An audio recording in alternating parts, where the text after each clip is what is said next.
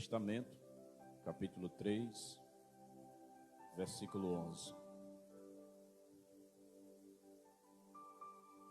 Quem achou diz amém.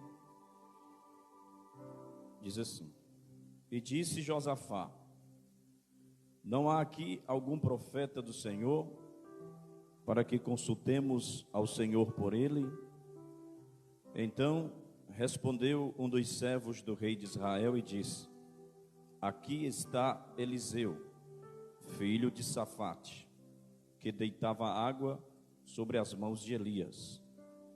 E disse Josafá: Está com ele a palavra do Senhor. Então o rei de Israel e Josafá e o rei de Edom desceram a ele. Está com ele a palavra do Senhor. Amém? Pode sentar aí glorificando ao Senhor. Irmão Júnior já orou por mim. Estou abençoado, glória a Deus. Estou feliz em ver aqui também na igreja a irmã Dayana, o irmão Humberto. A irmã Dayana estava ali se recuperando de uma cirurgia. Passou uns dias em casa e glória a Deus, está de volta. Deus abençoe. Eu quero falar um pouco esta noite sobre este profeta do Antigo Testamento, que fez parte da história dos reis de Israel. Era um profeta do Senhor, que ele se chamava Eliseu. Eu quero intitular a minha mensagem com o seguinte tema: Fazendo a diferença em meio a uma geração em crise. Diga comigo: fazendo a diferença em meio a uma geração em crise. A Bíblia diz que 3 reis se juntaram, dentre eles o rei de Israel, que era filho de Acabe, e Josafá também estava ali, e eles caminharam em direção a uma certa terra. O texto do capítulo 3 vai trazer toda a história, toda a narrativa, e a Bíblia diz que um homem dentre esses 3 reis faz uma pergunta: Não há aqui algum profeta do Senhor para que consultemos, para nós sabermos a vontade de Deus, para sabermos o que é que Deus tem para nós? Aí respondeu um dos servos do rei de Israel, disse: tem aqui um. O nome dele é Eliseu, o nome do pai dele é Safate, e ele deitava água nas mãos de Elias, ou seja, ele servia a Elias, e ele era o profeta de Deus. Talvez 6 anos Eliseu, ele serviu a Elias. Ele usufruiu sozinho de pelo menos 60 anos de ministério. Ele estava servindo a um homem de Deus conhecido como Elias, que é conhecido pelos estudiosos como o leão dos profetas, e ele tinha uma referência. Ele não tinha caído de paraquedas, ele não tinha surgido do nada, ele aprendeu com alguém, ele foi submisso a alguém, ele serviu a alguém. Então alguém diz: é confiável, e diz que está com ele a palavra do Senhor. O que vai fazer a diferença, o homem ou a mulher de Deus que vai fazer a diferença nesta geração, é aquele, é aquela que tem a palavra de Deus no seu coração, regendo a sua vida. E olha só o que foi que Eliseu ele fez. Ele ganhou notoriedade diante desses 3 reis, e ele não se intimidou. Ele olhou para a cara de Jorão, o filho de Acabe, que a Bíblia diz que ele repetiu os mesmos pecados dos pais, e ele disse assim: olha, Jorão, vou te dizer uma coisa, se fosse para profetizar para ti, nem para tua cara eu olhava. Eita, isso aí é de Elias mesmo. Porque tu não procura os profetas do teu pai, e da tua mãe, que eram os profetas de Baal. Mas eu vou falar porque Josafá está falando aí comigo e eu vou respeitar Josafá. Até os cachorros estão ali se alegrando. Você observa que no capítulo 2 de 2 Reis, nós vemos a trajetória de Elias e de Eliseu. Elias, ele diz para Eliseu que se ele vê ele subindo, a unção dobrada irá cair sobre ele. E tem o trajeto, ele vai para Gilgal, Eliseu está atrás de Elias. Ele vai para Betel e Eliseu está ali perto de Elias. Depois para Jericó e ele também está ali. Aí o último lugar que eles vão é Jordão. E Elias está mostrando a Eliseu o campo. Ele está mostrando a Eliseu a geração que Eliseu ia cuidar. O ministério profético ia ser dado continuidade através de Eliseu. E então ele diz assim: olha, Eliseu, tu ficou aqui que eu vou para Betel. Não, eu vou contigo, tão certo como vive o Senhor, eu não te deixarei. Eu quero te ver subir, que é para me ganhar a minha porção da bênção. Aí a Bíblia diz que eles estão no Jordão, atravessam o Jordão, Elias joga a capa no Jordão, as águas se dividem e eles vão até o outro lado. E a Bíblia diz que veio carruagem de fogo, cavalos de fogo, e separa Elias de Eliseu. E num redemoinho o Senhor toma Elias, e ele diz um ditado de discípulos proféticos daquela época, que dizia assim: meu pai, carro dos céus e seus cavaleiros. E Elias sobe no redemoinho, e as carruagens de fogo acompanham, e ele vê no chão a capa de Elias, e ele pega a capa de Elias, e o Jordão já tinha se fechado, joga a capa no chão de novo, pergunta onde está o Deus de Elias. As águas se abrem e os filhos dos profetas que estavam lá do outro lado olham e diz assim: o Espírito que estava sobre Elias agora repousa sobre Eliseu. Então observe aqui, a primeira coisa, ou a primeira característica aqui de alguém que vive em tempo de crise, numa geração em tempo de crise, é um homem e uma mulher que vive mesmo na presença de Deus, mesmo em tempos de crise. Há pessoas que ele passa pela primeira crise, ele se desvia.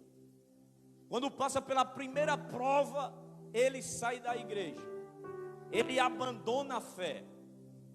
Mas aqui nesta época, era uma crise espiritual tão grande, que o rei que comandava Israel, ele era um rei iníquo, era um rei que não servia a Deus, mas mesmo assim se destacava no meio daquela geração um profeta que temia a Deus e tinha a palavra de Deus na sua boca.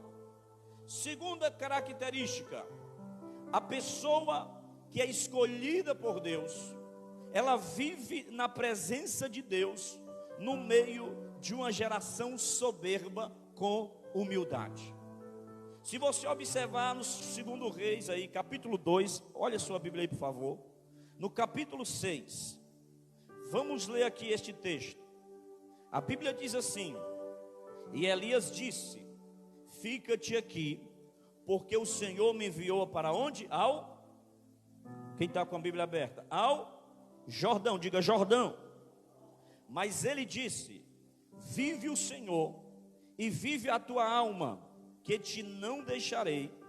E assim ambos foram juntos. Olha o versículo 7. E foram 50 homens dos filhos dos profetas, e de longe pararam de frente a eles. Ambos pararam ao Jordão, junto ao Jordão. Esses 50 homens aqui, conhecidos como os filhos dos profetas, eles paravam de longe, eles pararam de frente. A primeira geração que Eliseu observa no território é Betel, é a casa de Deus. Estes estão na casa de Deus, servindo a Deus, tá ok. A segunda é Jericó.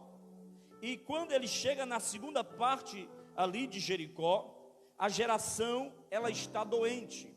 Por quê? Porque eles não vão até o Jordão. O que significa Jordão?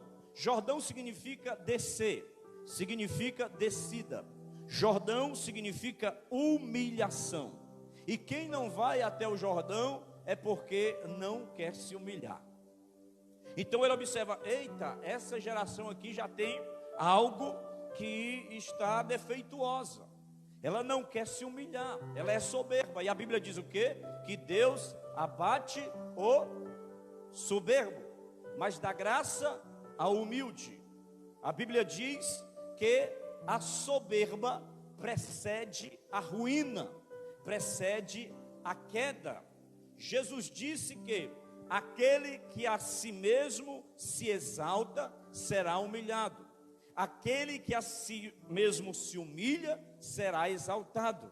Tiago toma a palavra e Pedro dá concordância, dizendo: humilhai-vos, pois, debaixo da potente mão de Deus, porque no seu tempo certo ele vos exaltará.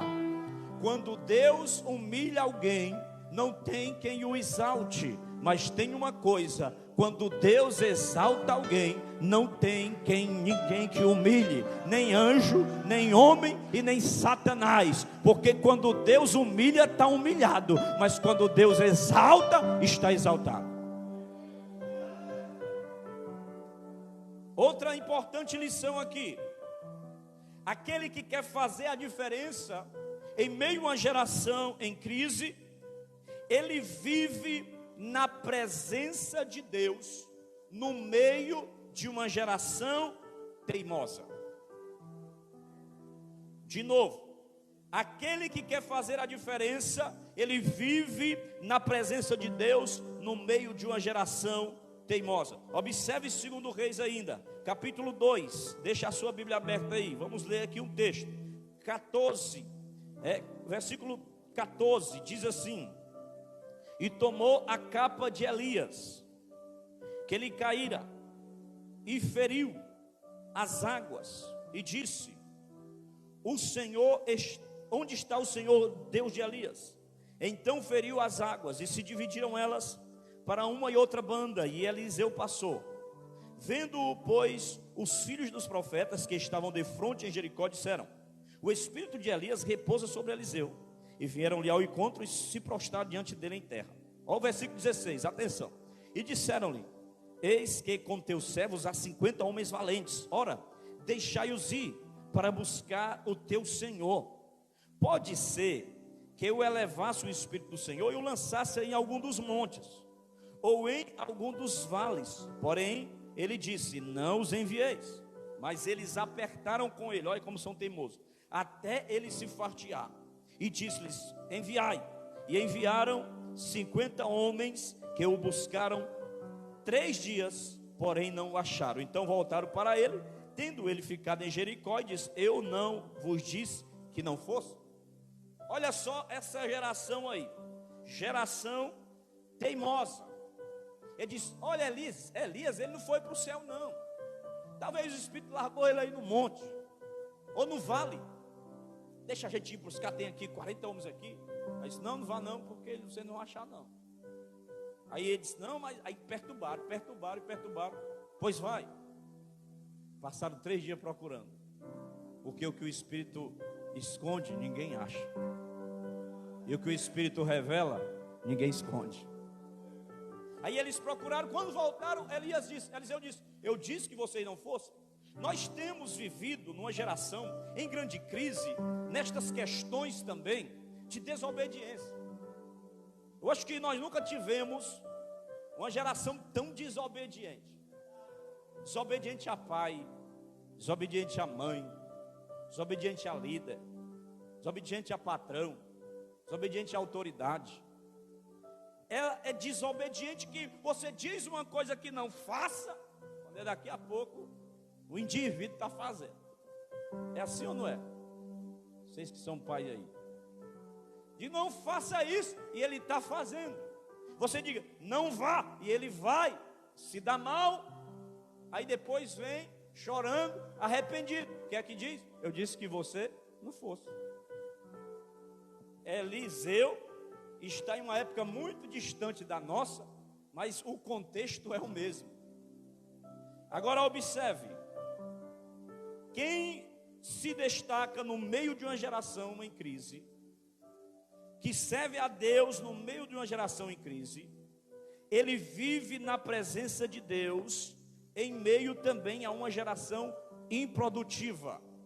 Observe no capítulo 2 ainda, e versículo 19, diz assim: e os homens da cidade disseram a Eliseu: eis que é boa a habitação desta cidade, como o meu senhor vê, porém as águas são más, e a terra é estéril.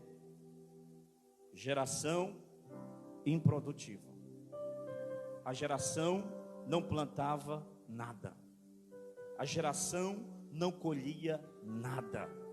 A geração não produzia nada. Nós estamos vivendo também nesse período em que estamos no meio de uma geração que não produz nada, que não quer fazer nada, não quer fazer nada para Deus. Nós temos aí nas pesquisas que o Brasil só pede, se eu não me engano, para a África do Sul, de a geração nem. Sabe o que é a geração nem? Nem estuda e nem trabalha.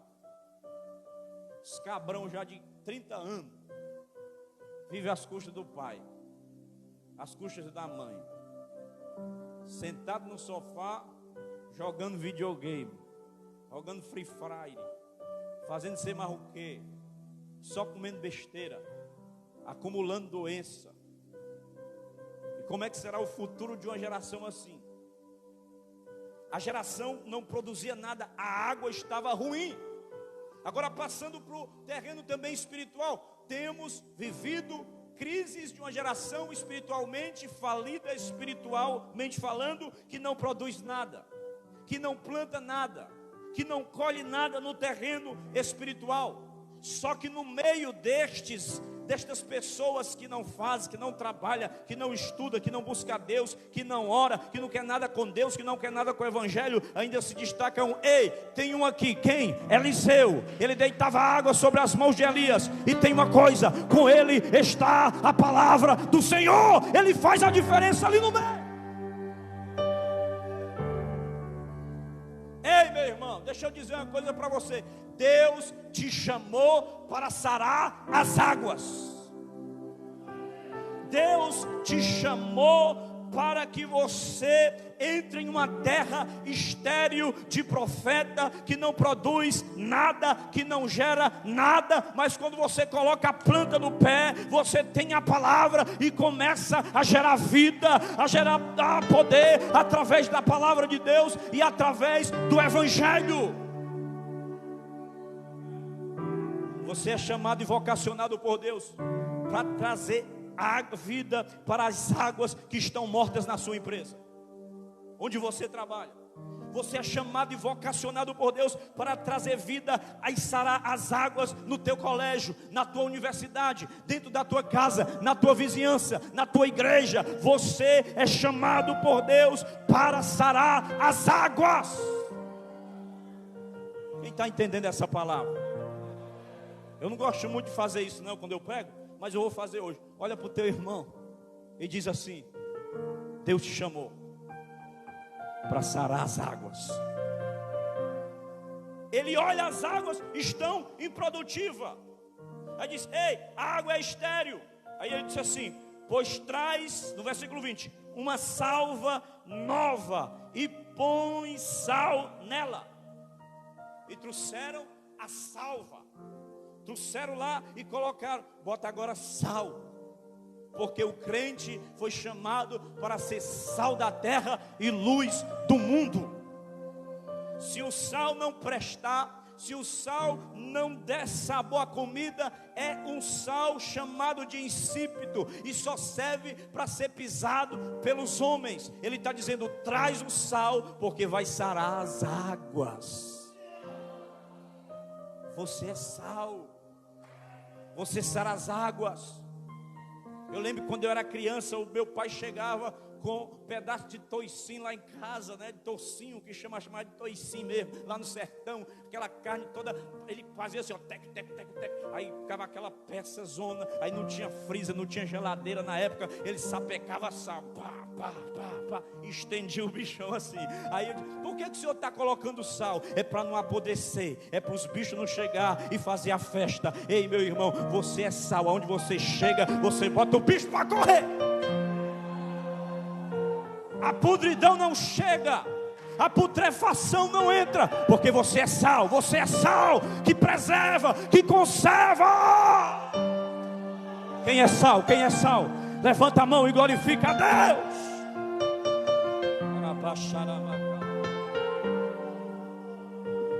Está resolvido.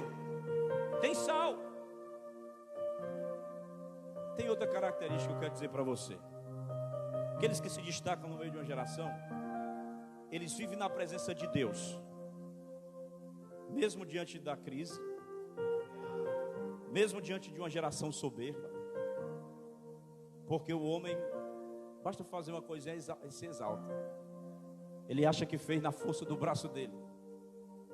Vive também na presença de Deus no meio de uma geração teimosa, e vive na presença de Deus no meio de uma geração improdutiva. Mas também tem uma coisa: quem está na presença de Deus vai ter que aprender a lidar, a continuar na presença de Deus no meio de uma geração de zombadores. Olha o texto comigo. Não estou falando nada da minha cabeça não, está na Bíblia. Versículo 23. Quem está aí, dá um glória a Deus. Então subiu dali a Betel, e subindo ele pelo caminho, olha aí, ó, uns rapazes pequenos saíram da cidade e zombavam dele, e diziam-lhe: sobe calvo, sobe carequinha. E virando-se ele para trás, os viu e o amaldiçoou no nome do Senhor. Então 2 ursas saíram do bosque, despedaçaram 42 daqueles pequenos. Olha aí, ele estava subindo. A Bíblia diz que apareceu os rapazes pequenos. Rapazes o quê? Porque quem é zombador nunca cresce, nunca fez nada na vida, nunca conquistou nada na vida, nunca cresceu em nada na vida, é nanico e quer zombar da sua vida, quer zombar das bênçãos que Deus te deu. Ele só sabe apontar defeito. E isso também aconteceu com Jesus. Jesus, ele foi chamado por Jairo. Ele está aqui na caminhada, aí vem Jairo, aí Jairo aparece assim e diz: Senhor, por favor, a minha filha está muito doente, está a ponto de morrer, o Senhor vai lá na minha casa? Aí ele disse: então eu vou lá. Aí quando eu vou lá, e vem uma mulher e pá, pega aqui nas vestes de Jesus, no meio da multidão. Aí ela se intromete na história de Jairo. Aí ele olha para trás: alguém me tocou, alguém me tocou. Aí Pedro: isso é piada, né, Jesus? Um monte de gente tem aqui. O Senhor ainda disse quem tocou? Todo mundo está te tocando. Não, alguém me tocou de forma diferente, porque eu senti sair virtude para cura. Aí a mulher disse: eu te toquei, Senhor. Aí todo mundo esquece a história de Jairo, e agora entra na história da mulher do fluxo de sangue. E Jairo está lá, Jairo está lá, Jairo está lá. Aí alguém chega e diz assim: ei, não perturba mais o mestre não, porque tua filha já morreu. Aí Jairo baixa a cabeça, mas Jesus diz assim: não temas, crê somente. Crê somente, continua crendo. Continua crendo. Eu vou lá agora. E ele chega lá. A Bíblia diz que quando chega lá, está cheio de gente. Uma mulher lá chamada as Caspideiras, que elas eram pagas para lamentar e chorar nos enterros, nos velórios do defunto. Ganhava dinheiro para isso. Imagina aí, você chegar lá chorando aí, o Pix na conta. Tinha os flautistas e tinha eles chorando para fazer a lamentação lá, era uma cerimônia. Aí Jesus chegou e disse: para de chorar aí, todo mundo. Aí olha para a menina e diz: a menina não dorme. Perdão, a menina não está morta, ela está dormindo. Aquelas que estavam chorando, ou inventando que estava chorando, começa a rir dele, e começa a zombar dele. Aí que ela está dormindo, aí Jesus disse assim: saia todo mundo daqui de dentro, porque zombador não vê milagre. Sai todo mundo daqui de dentro. Só fica Pedro, Tiago e João, homens que têm intimidade com Deus. Fica eu, já Jesus falando, e o pai e a mãe da menina. Porque tem coisa que tu vai resolver lá na tua casa. Não é chamando os vizinhos, não é mandando o zap para ninguém, contando a tua vida para todo mundo, não. Vai ter coisas que você vai resolver só você, seu esposo ou sua esposa e a sua família dentro de casa. Agora se prepare, chama Jesus para lá, porque vai ter milagre na sua casa. Zombaram, não viu milagre, mas quem tinha intimidade com Deus, andava com Deus, vive numa geração de zombadores, mas viu milagre. Ele pegou e disse: menina, eu te digo, levanta-te. E ela se levantou. Pode dar comida a ela, porque ela tinha 12 anos e ela continuou a sua adolescência, a sua vida, porque ele chegou na casa de Jairo. Agora veja, os pequeninos zombaram de Eliseu. Vai calvo, vai careca. Aí a Bíblia diz que Eliseu o quê? Virando-se para trás. Por quê? Porque zombador nunca está na frente, sempre está lá atrás. Virando-se para trás, disse, amaldiçoou. A Bíblia diz que ele amaldiçoou mesmo. O negócio aqui foi violento. E a ursa, saiu uma ursa feroz. Imagina aí, a pata de um urso decepa o pescoço de um cavalo. A Bíblia diz assim, ó: e despedaçou a ursa 42 daqueles pequeninos. Não disse quantos tinha, mas disse quanto foi despedaçado. 42. Se foi 42 dele, ainda sobrou alguém para correr e contar: ei, não zomba dele não, porque a unção está sobre ele. Ele é careca, mas o espírito de Elias ainda está sobre ele, ainda tem unção aí, de Eliseu. Não zomba dele. Irmão, você tem que aprender a conviver com isto. Quem trata com o zombador é Deus. Quem trata com o zombador não é você. A Bíblia diz, eu ia pregar, era até outro texto que eu ia pregar o Gênesis 26 hoje, que fala de Isaac cavando os poços e os camaradas indo lá entupindo. Isso aconteceu com Isaac. Ele desentulhava os poços que Abraão tinha deixado, que era herança. E chegavam os camaradas lá e diziam: essa terra aqui é nossa, e entupia. Ele não ia fazer confusão, ele ia para o outro, ia para o outro. Aí a Bíblia diz que ele chega em um poço que dá águas vivas. E essas águas vivas aqui, eu me lembro que Jesus diz assim: aquele que tem sede, vem a mim e beba. Porque aquele que crê em mim, como diz as Escrituras, do seu interior fluirão rios de águas vivas, que jorrarão para a vida eterna. Não se preocupa com o zombador, se preocupa apenas em buscar a presença do Espírito Santo. Deixa Deus tratar com estes invejosos. Aí Eliseu sobe ao Monte Carmelo. Estou dizendo a trajetória dele. Aí ele volta para Samaria. Aí tem uma outra característica aqui. Estou já terminando, não vou demorar muito hoje não. Quem é chamado por Deus, quem é vocacionado por Deus, ele vive em meio a uma geração faminta. Nós nunca vimos tanta crise como está acontecendo hoje. Crise de identidade, crise de caráter, crise espiritual. Está difícil de você dizer a alguém assim: tem algum profeta aí? Você achar um. Já chegou esse tempo. Tem alguém que pregue uma palavra aí para mim? A Bíblia diz que chegará um tempo, lá em Amós, se eu não me engano, que haveria uma fome na terra. Não era fome de pão e nem sede de água, mas de ouvir a palavra do Senhor. Nós temos gerações de pessoas revoltadas, pessoas com mágoas, pessoas com ódio no coração. pessoas que não conseguem liberar perdão, pessoas que são influenciadas e fazem as coisas, não sabem nem por que está fazendo, é porque o outro fazendo, está fazendo também. Mas tem uma coisa, eles continuam sendo seres humanos, e o ser humano tem uma fome na sua alma que só pode ser preenchida por uma coisa: pela palavra, pelo verdadeiro evangelho pregado. Agora veja o seguinte, 2 Reis capítulo 4, abre a Bíblia comigo, por favor, versículo 38, é meu último ponto. 2 Reis 4, versículo 38, diz assim, quem achou diz amém.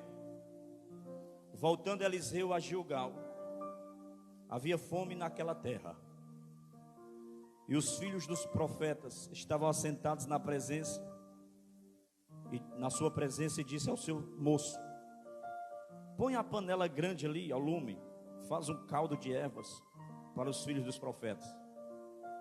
Então um saiu ao campo a apanhar ervas, e achou uma parra brava, e colheu dele a sua capa cheia de coloquintidas, e veio e as cortou na panela do caldo, porque as não conheciam. Assim tiraram de comer para os homens. E sucedeu que, comendo eles daquele caldo, clamaram e disseram: homem de Deus, a morte na panela. Não puderam comer. Porém ele disse: trazei, pois, farinha. E deitou-a na panela e disse: tirai de comer para o povo. Então não havia mal nenhum na panela. Olha que interessante. Eliseu está voltando de Gilgal. Gilgal aqui, na história de Israel, aconteceu pelo menos 3 coisas importantes lá. Primeiro, foi em Gilgal que o maná deixou de cair.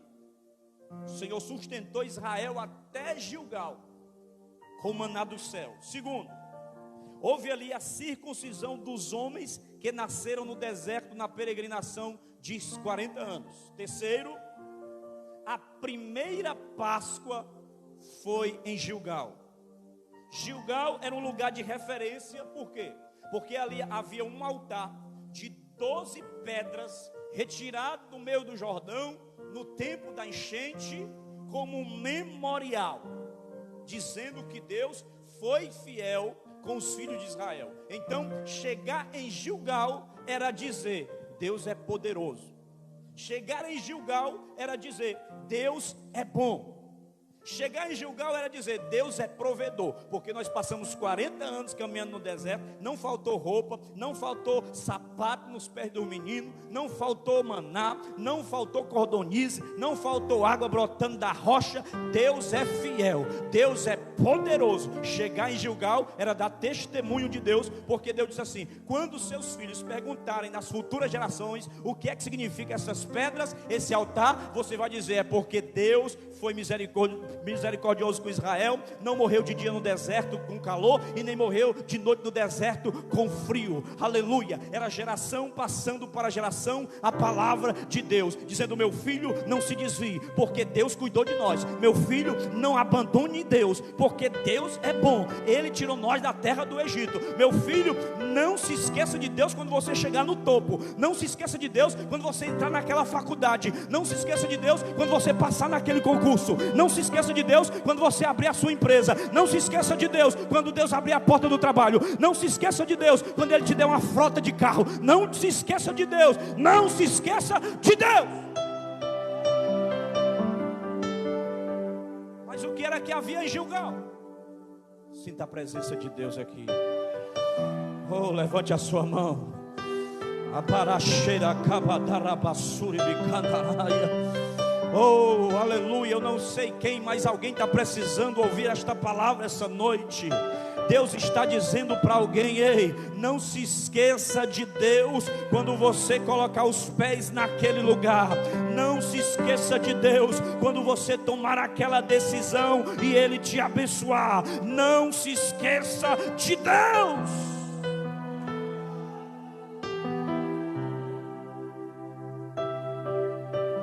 Mas Gilgal, havia fome em Gilgal. Um lugar que era para ser um memorial de festa, de culto, de celebração. A Bíblia diz que havia fome. E há algo que se destaca aqui dessa geração que vai diferenciar dos outros. O que é? É que eles estão todos assentados na presença do profeta Eliseu. Porque naquela época o aluno se sentava mesmo. Eliseu era professor na escola dos profetas. E ele sentava no chão literalmente. Até Paulo diz: eu aprendi assentado aos pés de Gamaliel. Então nós temos uma geração que tem duas características. Nós vemos aqui uma geração que tem dois tipos de fome. Primeiro, eles têm fome de pão. Segundo, eles têm fome da palavra. Eles têm fome de Bíblia. Aí ele diz assim, ó: põe a panela grande no fogo, porque profeta come. Tem que ser grande. Pensa, negócio para comer. Põe a panela grande no no fogo.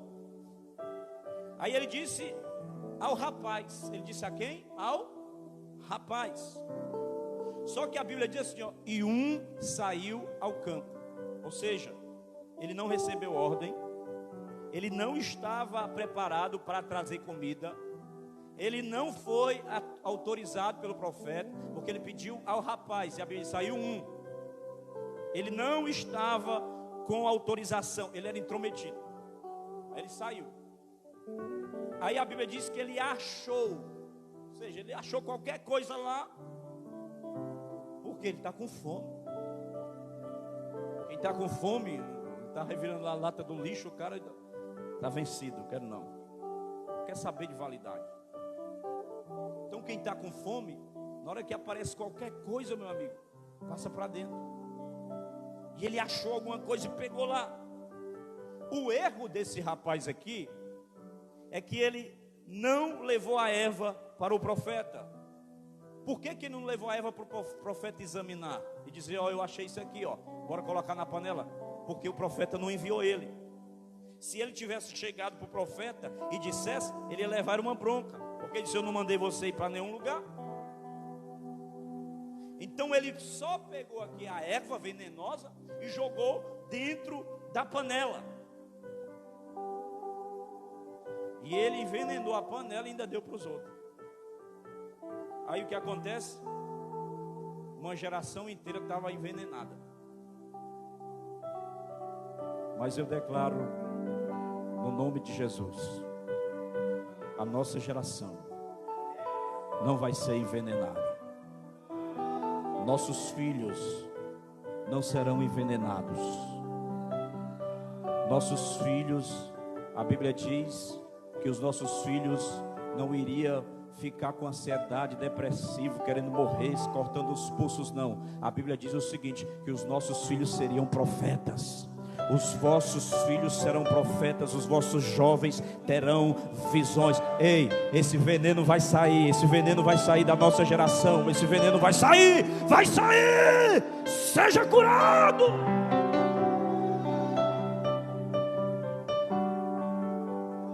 Há aqui dois clamores. Primeiro clamor, a Bíblia diz que eles disseram: homem de Deus. O negócio apertou. Homem de Deus. Negócio ficou ruim. Homem de Deus. Se lembra logo dos atos do pastor. Se lembra logo dos atos da irmã Mariazinha, que ora muito ali. Se lembra logo do fulano. Homem de Deus, seu clamor. Segundo, a morte na panela. está prestes a exterminar uma geração inteira. Tem um texto lá em Jeremias que diz que não se ouve mais os jovens nas praças, porque a morte subiu pela janela. Quantos jovens estão sendo mortos dentro do próprio quarto? Texto profético lá de Jeremias. Aí quando chega, eles olham para o profeta e dizem: profeta, o que é que nós temos que fazer? Chamar um médico? Não. Buscar outra planta? Não. Vamos fazer o quê? O povo está aqui, tem gente já espumando pela boca, caindo aqui. O que é que a gente vai fazer? Trazer um antídoto? Não. O que é? Tem farinha aí? Tem farinha? Tem farinha? Segundo a Bíblia, farinha era o último alimento a acabar na casa de uma viúva. Segundo a Bíblia, viúva é sinal de humildade, de simplicidade. Sabe como é que este veneno vai ser tirado dessa geração? Pela simplicidade da palavra. Quem trouxe farinha? 66 sacas. 66 sacas de farinha. Aleluia. Essa farinha aqui era a farinha da fina flor de farinha, ou seja, o trigo mais excelente. Era o trigo que a Bíblia diz que Jesus fala para aqueles fariseus: os vossos pais comeram o maná no deserto e morreram, mas eu sou o maná vivo que desceu do céu. Ele é a farinha legítima, o trigo legítimo. A Bíblia diz lá em Joel que o Senhor restituiria os anos consumidos pelo gafanhoto, e as eiras se encheriam de trigo, e o lagar se encheria de óleo e de vinho. Óleo, unção do Espírito Santo; vinho, alegria do Espírito Santo; trigo, palavra, palavra, palavra, palavra. Quando Satanás vai tentar Jesus, aí ele pega as pedras e diz assim: olha, tu não gosta assim de falar de trigo, né? Pois tem aí, eu pego o trigo e transformo aí nos pães aí para tu comer.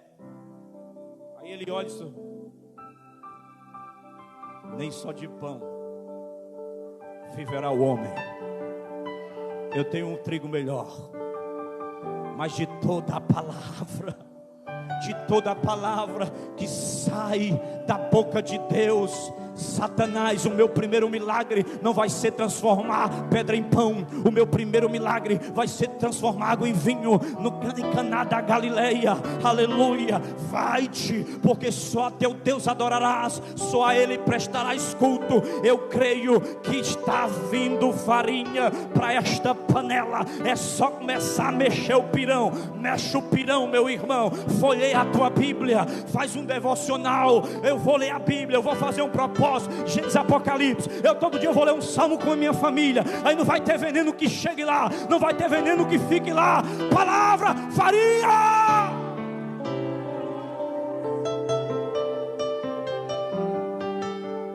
O que é que está faltando na minha casa? Está faltando farinha, mas eu tenho no armário. Não é no armário, é na estante. É a palavra, está lá. Reúne na mesa, abre a Bíblia, lê um texto, ora com teu filho, ora com teu esposo, ora com tua esposa, porque o veneno vai correr, vai sair e vai vir vida, vai vir saúde, vai vir plenitude, vai vir alegria.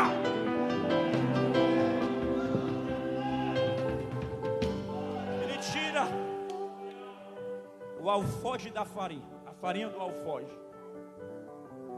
e ele joga ali. E a Bíblia diz que ele fala: pode dar a comida para o povo, porque o veneno já foi embora. Sabe o que é que sustenta você de pé?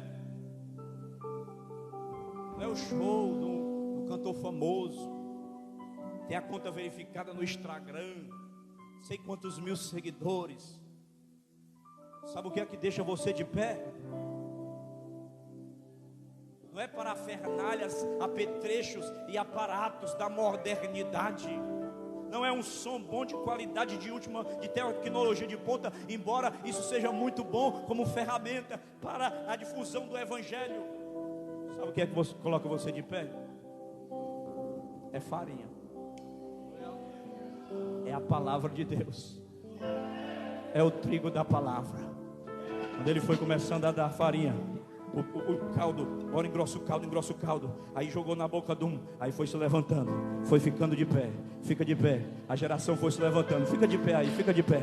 Foi se levantando, foi ficando de pé. Sabe por quê? Porque no meio daquela geração tinha um que tinha a palavra de Deus. Tem aqui Eliseu, deitava água sobre as mãos de Elias. Com ele está a palavra do Senhor. Se prepara que vai acontecer coisas, vai acontecer situações que não vai precisar você ligar para mim ou para o Ju ou para ninguém. Alguém vai dizer: tem aqui o irmão, ele tem a palavra do Senhor. Oh, aleluia. Tem aqui uma irmã, tem aqui essa irmã aqui, ó, ela está ali trabalhando ali na mesa ali, ó, é gerente, é não sei o que, está no trabalho, mas ela tem algo diferente, ele tem algo diferente. O que é? É a palavra do Senhor. Fala com ele aí, fala com ele, ele vai botar a mão na tua cabeça, vai orar, a doença vai ser curada, o inimigo vai bater em retirada, porque tem alguém diferente no meio dessa geração, que só quer saber de Barbie, que só quer saber não sei de que, do Satanás. Ei, tem alguém diferente que quer saber de Deus, de Deus, de Deus, de Deus. Adore a Deus, levante a sua mão, glorifique ao nome do Senhor aí.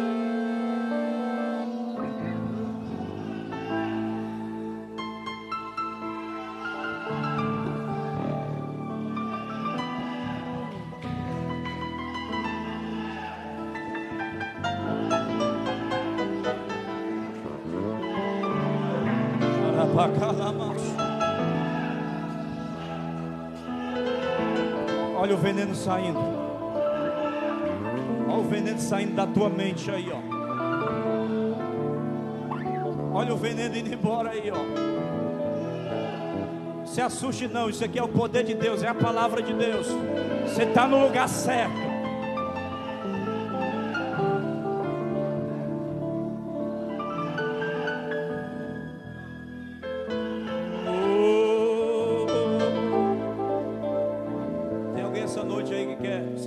Está afastado, quer voltar para Jesus, não é crente, quer aceitar Jesus. A hora é agora, se tiver, venha. Não sei como está a sua vida, você que sabe como está a sua vida.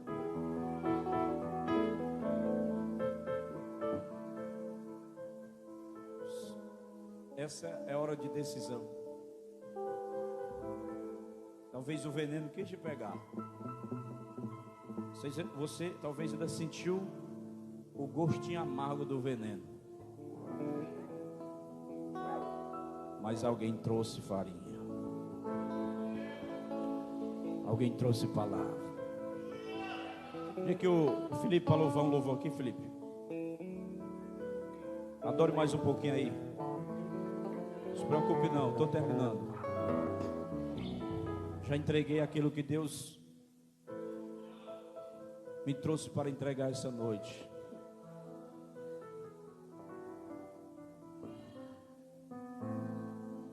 A morte já foi embora.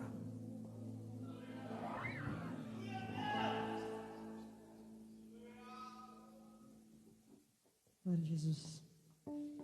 Nós te adoramos nesse lugar, Jesus. Nós te convidamos aqui, Jesus. A tua palavra, ela foi surreal, Jesus. E ela está ardendo em nosso peito, Senhor Deus. Nosso maior desejo é a tua volta, Jesus. O maior desejo da tua noiva é esse, Jesus. Adore a Ele. Oh, Espírito Santo. Ore aí pela sua vida, pela sua casa. Tudo está pronto. Coloca nos pés de Jesus agora a tua causa. Mesa, pão e vinho.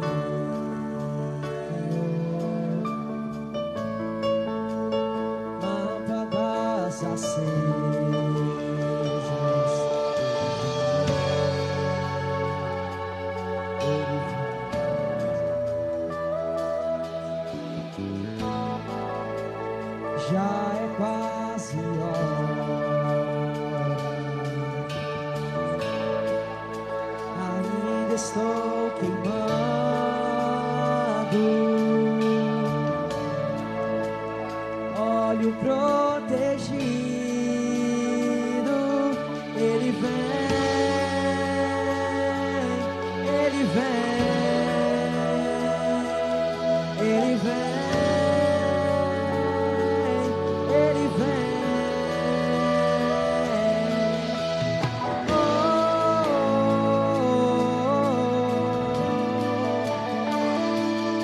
Eu não vejo a hora de te encontrar.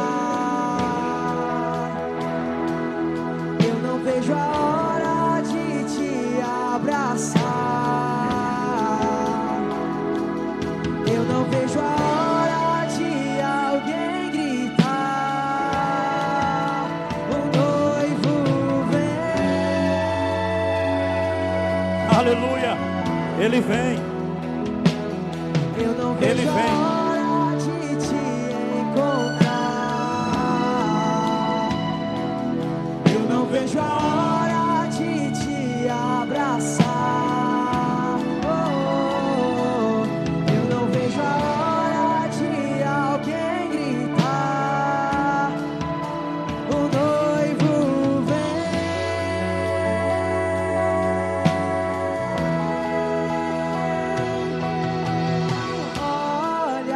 Mas quem vem lá? saltando pelos montes. Olha, Mas quem vem lá? é o meu amado. Olha, Mas quem vem lá? saltando pelos montes. Olha, Mas quem vem lá? é o meu amado. Olha, mas quem vem saltando pelos montes.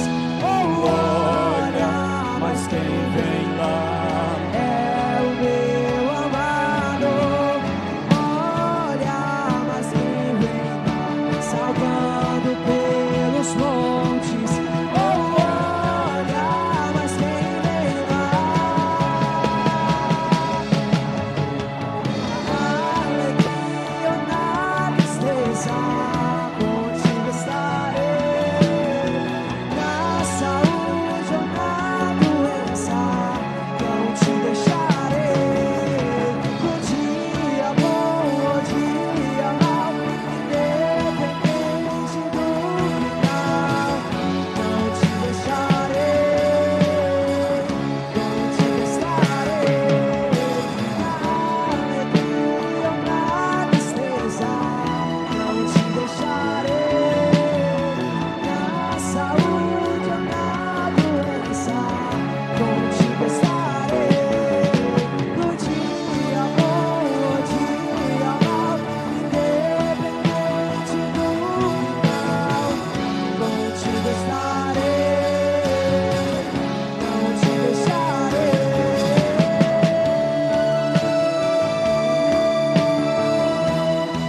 Eu não te deixarei.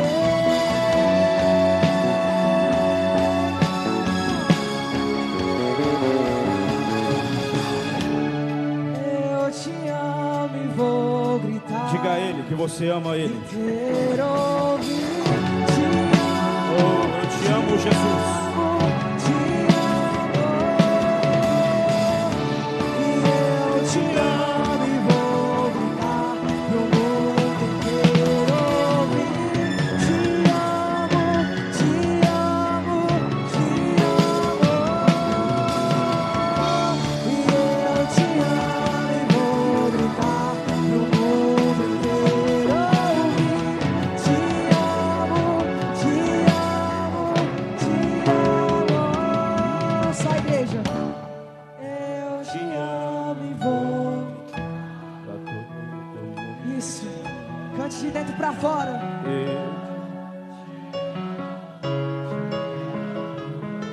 Eu não vejo a hora de te encontrar. Faça isso a sua oração nessa noite. Diga a Ele que você anseia a volta dEle, que você anseia Ele vir buscar você, buscar a sua igreja. Nós te anseamos, Jesus. O noivo vem, Ele vem buscar a sua igreja. Eu não vejo a hora de te encontrar. Eu não vejo a hora de te abraçar. Eu não vejo a hora de alguém gritar: o noivo vem.